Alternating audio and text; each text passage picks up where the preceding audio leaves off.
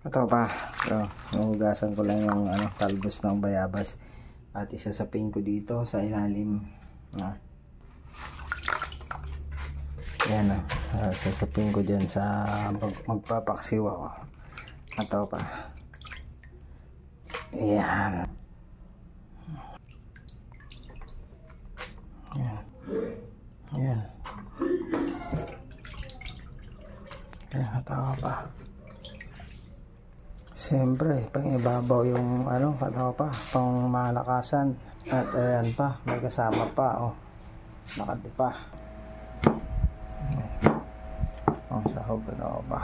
Tsaka kamiyas.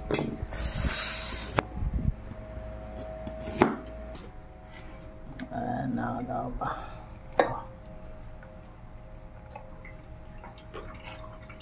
Hindi na yung luya at saka bawang. Malagay mo na rin yung kamyas. Pampasin. Ayan. Yung ng asin na okay.